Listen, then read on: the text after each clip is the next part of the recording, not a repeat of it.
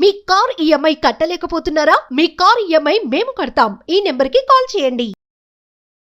నమస్తే రజిత గారు. నమస్తే ఉషా. ఆడవాళ్ళు, అందులో ఎస్పెషల్లీ హౌస్ వైఫ్స్, వేటి వల్ల ఎక్కువగా వాళ్ళు అంటే పానిక్కి, పెయిన్కి గురవుతూ ఉంటుంటారు? ఏ సిచ్యుయేషన్స్ని వాళ్ళు తీసుకోలేకుండా ఉండే అవకాశం ఉంటుంది అంటారు? అసలు భలే టాపిక్స్ పట్టుకొస్తున్నావు. ఎందుకు అంటే ఇప్పుడు కూడా నేను బయట నుంచి వస్తున్నాను ఫంక్షన్కి. మీరు లేడీస్వి కానీ ఇట్లా ఇష్యూస్వి భలే చెప్తారు, మీరు సుమన్ టీవీలో వస్తారు కదా అని వచ్చి ఒక ఆవిడ మాట్లాడింది. ఇప్పుడు ఈ టాపిక్ ఏదైతే ఉందో నేను ఇంకా అంటే లేడీస్ పెయిన్ అంటే as being a ladies, though working, though మనం ఇంత చేసినా టేక్ ఇట్ ఫర్ గ్రాంటెడ్ అనేది మన ప్రతి ఇళ్లలో కనిపించడం జరుగుతుంది. మీకు కూడానా మేడం అంటే అఫ్ కోర్స్ ఈ విషయంలో ఎవరు అతిథులు మాత్రం కాదుమా. దీంట్లో మెయిన్ ప్రాబ్లము మీరు అన్నది హౌస్ వైఫ్స్ అన్నారు కాబట్టి, హౌస్ వైఫ్స్గా ఒక ఫోర్స్డ్ మిత్ క్రియేట్ చేసి కొంతమంది వర్కింగ్ ఉమెన్ని జాబులు బంద్ చేయించిన వాళ్ళు బోల్డ్ మంది ఉంటారు. ఎవరైతే వర్కింగ్ ఉమెన్ ఉంటుందో తన కళలు ఏదైతే ఉంటాయో అంటే కొన్ని ఒక 15-20 ఏళ్ళు 25 ఏళ్ళు చదువుకొని ఉంటారు. తల్లిదండ్రి ఎట్టు కాదన్నా కొన్ని లక్షలు ఖర్చు పెట్టుంటారు. వీళ్ళు ఇండివిడ్యువాలిటీ అంటే స్వతంత్రంగా ఫ్రీడమ్ ఉన్నంత పవర్ అలా వదిలేసి నువ్వు తోపు, అసలు నువ్వు ఎంత ఇంపార్టెంట్ అంటే మన పిల్లల్ని పెంచడానికి, మన ఇల్లు రన్ చేయడానికి, అంటే ఒక దేశం రన్ చేయటానికి నువ్వు పెద్ద మినిస్టర్వి, హోమ్ మినిస్టర్ అంటూ ఉంటారు కదా మనల్ని జనరల్గా అని అష్టోత్తరాలు చదవంగానే ఆమె కూడా నమ్మేసి ఓ మై గాడ్ నేను ఎంత పవర్ఫుల్లా, నేను లేకపోతే మొత్తం ప్రపంచం అల్లకల్లోలం అయిపోద్ది, నా ఇల్లు మొత్తం అతలాకుతలం అవుతుంది, అత్తమామకు కూడా వీళ్ళందరికీ నువ్వే ప్రియారిటీ అనే ఒక ఇల్యూజన్ కల్పించి అంత ఇంపార్టెన్స్ క్రియేట్ చేసి అక్కడి నుంచి ఒక్కటేసారి ఆ కుర్చీని అట్లా కదిపేసి తీసుకొచ్చి నేలకు దింపి కూర్చోబెడతారు. ఇక తర్వాత నేలకి దింపి కూర్చోబెట్టిన తర్వాత మీకు ఒక ఇంపార్టెంట్ సీన్ రీక్రియేట్ చేయాలంటే ఒక గుర్రం మీద కానీ ఒక క్వీన్ లాగా ఒక దగ్గర కూర్చున్న ఒక లేడీని తీసుకొచ్చి ఒక యుద్ధ భూమిలోకి దింపి దింపితే మీరు అటు ఇటు పరిగెడుతూ ఉంటే ఆ మనిషి అక్కడ ఉంటే ఇటు వెళ్ళిపోతుంటారు, ఇటు వెళ్ళిపోతుంటారు. అసలు ఆవిడ ఎవరన్నా చూస్తారా అక్కడ మనిషిని?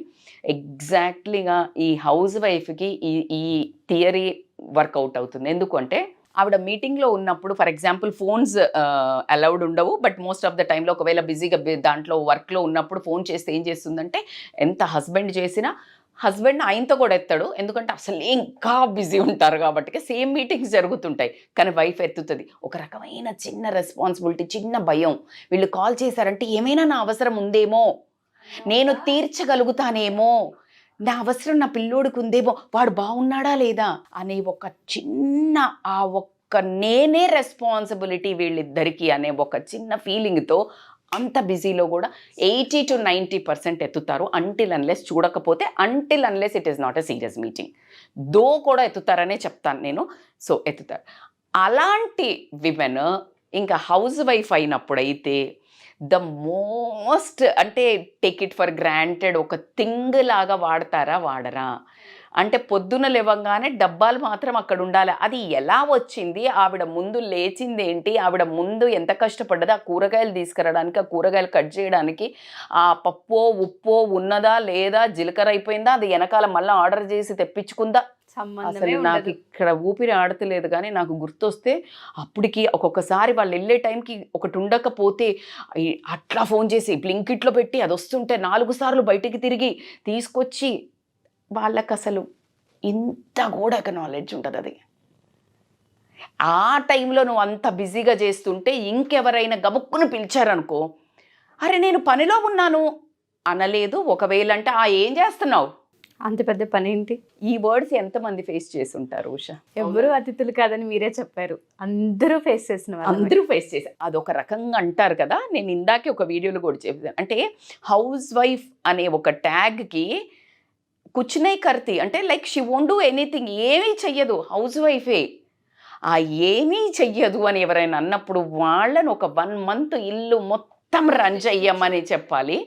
అప్పుడు ఏమి చేస్తోందో ఏమి చెయ్యట్లేదో మీకు ఎక్స్పీరియన్స్ అది. ఆ దమ్ము ధైర్యము ఏదైతే ఇందాక నేను చెప్పాను, తన జాబుని, తన పవర్ని, తన ఆశల్ని, తన కలలను తను ఇన్వెస్ట్ చేసిన, తన తల్లిదండ్రి ఇన్వెస్ట్ చేసిన డబ్బుని అలా త్యాగం చేసి కుటుంబం కోసము మీరు ఎప్పుడు కరుణిస్తారా, ఎప్పుడు మెచ్చుకుంటారా అని అల్లాడిపోయే చూసే ఆడవాళ్ళకి అదే భర్తను నువ్వు ఫ్యామిలీని, నువ్వు పిల్లల్ని చూసుకో, నాది పెద్ద జాబు, లేకపోతే నాకు ఎక్కువ కెరియర్ ఉంది అని అంటే ఎంతమంది మగాళ్ళకి ధైర్యం ఉంటుంది వదిలేయడానికి? అసలు ఎక్కడ ఈక్వాలిటీ? నేను ఈక్వాలిటీ మళ్ళీ జాబ్ చేయాలి, గొప్ప బయటికి వాళ్ళ గురించి మాట్లాడా, నేను త్యాగం గురించి మాట్లాడా. Are you really equal to do that sacrifice in your life? No. So there is no comparison and coming of the sacrifice yeah. ఎందుకు అంటే ప్రతి చోట ఒక భయం. నేను గనక జాబుకు పోతే కాదు అని మొండిగా నా పిల్లోడికి ఏమైనా అయితే నేను బ్లేమ్ అవుతాను. నేను ఈరోజు నా ఫ్రెండ్స్ పార్టీకి పిలిచిండ్రు, లేకపోతే ఒక ట్రిప్కి వెళ్తే మా అత్తయ్యకో మా మామయ్యకో ఏవైతే ఆ గిల్ట్తో నేను చచ్చిపోతాను. నీ అమ్మ నాన్న అదే కండిషన్లో ఎక్కడే ఉంటారు. మరి నీ భర్త అంత కేర్ తీసుకుంటున్నాడా? నువ్వు తీసుకుంటున్నావా? ఆ గిల్ట్ అక్కడ లేదు. నువ్వు ఓన్ చేసుకున్నావు ఈ ఫ్యామిలీని, అవునా? కానీ వ్యాలిడేషన్ ఏది? వ్యాలిడేషన్లో అంటే ఇప్పుడు ఫర్ ఎగ్జాంపుల్ బట్టలు పిండుతుందా, మధ్యలో వేస్తుంటుంది, ఆరేస్తుందో ఇవి చేస్తుంది ఆవిడ, అత్తయ్యో మామయ్యో ఇంకెవరో ఒకళ్ళు గబుక్కుని పిలిచారు, నేను బిజీ ఉన్నాను అంటదా? అసలు ఈవిడికి ఫస్ట్ వాల్యూ లేదు. ఈవిడ చేసే పనుల మీద ఈవిడికి వాల్యూ లేదు. She will leave that everything and she will run in to the people. అందుకే వాల్యూ క్రియేట్ కాలేదు.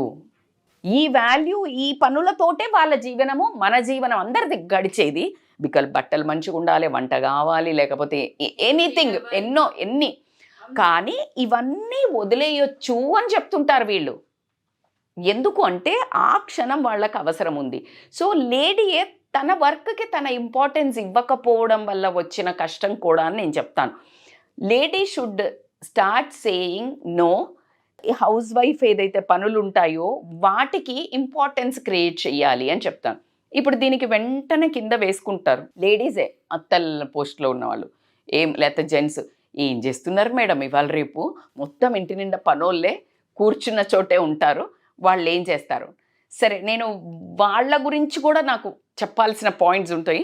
కానీ నేను ఎవరైతే రియల్గా అండర్గో అవుతున్నారో, పొద్దున 4 లేసి టిఫిన్ డబ్బాలు పెట్టి భర్తకి పిల్లలకి పరిగెట్టుకుంటూ చేసిన వాళ్ళకి ఒక్క క్షణం ప్రతి ఒక్క భర్త కానీ పిల్లలు కానీ ఎక్నాలెడ్జ్ చేయాల్సిన అవసరం అవుతుంది. ప్రపంచంలో తనకు అప్రిసియేషన్గా శాలరీ వస్తుంది తను చేసిన పనికి.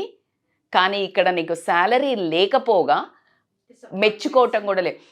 నువ్వు పని చేస్తే డబ్బులు ఇస్తేనే కదా అప్రిషియేషన్ అంటారు. మరి నువ్వు పని చేస్తుంది ఆవిడ, మీరు శాలరీ అని కాదు, కనీసం అప్రిషియేషన్ ఏది? ఇంకా అసలు ఏమీ చెయ్యట్లేదు అనే ఒక ట్యాగ్ ఇస్తే మీకు ఎంత నొచ్చుకుంటారు మీరు చెప్పండి? అవునా?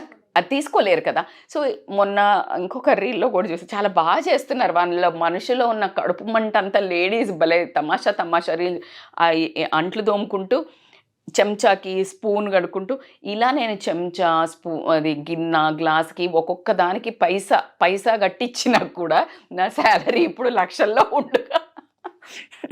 లక్షల్లో ఉండు కావచ్చు అని చెప్తే అప్పుడు నాకు కూడా వచ్చింది, అవును కదా, ట్రూ, అవునా కదా? So the amount of work what they, ఒక్క క్షణం ఒక లేడీ స్తంభించిపోతే ఇంట్లో ఎన్ని ఆగిపోతాయో. అందరి మొహాలు అలా దీనంగా బేలగా ఎప్పుడు బాగవుతావే అన్నట్టు అలా చూస్తూ ఉంటారు. అసలు ఎంత అంటే అటు చూస్తుంటే వాళ్ళను అమ్మ అమ్మ అమ్మ అమ్మ అని కనిపిస్తారు చూడు, అలా ఉంటారు. అది భర్త కూడా చిన్న పిల్లోడు అయిపోవడము, అంటే ఎప్పుడు బాగవుతుందా అన్న ఆ స్ట్రాంగ్నెస్. మీరు అంత ఆధారపడ్డారే, తను బాగు కావాలి, తను లేకపోతే మాకు నడవదే అనుకుంటున్నారే, తను మంచిగా ఉన్నప్పుడు ప్రేమ చూపించండి. తను అసలు బాగా సిక్ అవ్వడానికి ఛాన్సెసే ఉండవు, డిసప్పాయింట్ అవ్వడానికి ఛాన్సెసే ఉండవు. సో ఖచ్చితంగా లేడీస్ మాత్రం మీరు చేసే పనికి, ఏది హౌస్ వైఫ్లో ఉన్న పనికి కూడా ఇంపార్టెన్స్ వాల్యూ క్రియేట్ చేయండి. దీనివల్ల ఎంత, ఇప్పుడు ఇందాక నేను చెప్పాను, ఆ వంటకు సంబంధించినవి సమకూర్చుకోవడానికి, ఆ వంట ఆ టేబుల్ మీదకి, ఆ గిన్నెలు టేబుల్ మీదకి రావడానికి తను పడ్డ బ్యాక్గ్రౌండ్ శ్రమ అంతా ఇంత ఉండదు. అట్ ద సేమ్ టైం మీరు అన్న ఏదైనా అంటే కూడా ప్లానింగ్ కూడా అవసరమే. ఈరోజు ఈ కూర ఇదే కూర అంటారు కదా, మళ్ళీ ఇదే కూర ఆ పనోళ్ళకి చెప్పాలన్నా, పనోళ్ళను మాట్లాడాలన్నా, పనోళ్ళు దొంగతనం చేయకుండా తీసుకెళ్ళాలి అన్నా, లేకపోతే సేమ్ థింగ్స్ అన్నీ సేమ్ ప్లేస్లో ఉండాలన్నా ఏదైనా కష్టమే. మరి ఇది కష్టం కాదు అన్నప్పుడు ఒక వారం మీరు చూపించండి, ఛాలెంజ్ చేసి చూపించండి, విసుక్కోకుండా. మీరు పడే ట్యాంట్రమ్సే మేము పడతాము. ఆ కాఫీ తీసుకురా, లేకపోతే ఇది తీసుకురా, కూర బాగాలేదు, ఉప్పు బాగాలేదు, పప్పు బాగాలేదు అని అనుకుంటూ, రైట్? సో మేము కూడా అలాగే మీరు చేసినట్టే పని చేసి వచ్చి లేటుగా వచ్చి ఫోన్ పట్టుకొని కూర్చుని కేర్ చేయకుండా మీరు అన్నం పెడుతూ ఉంటే మేము ఫోన్ చూసుకుంటూ లేసి వెళ్ళిపోయి మళ్ళీ ఫోన్ కూర్చొని ఒకసారి ఎలా ఉంటుందండి? నా ఈ యాక్షన్ నాకే వియర్డ్గా ఉంది.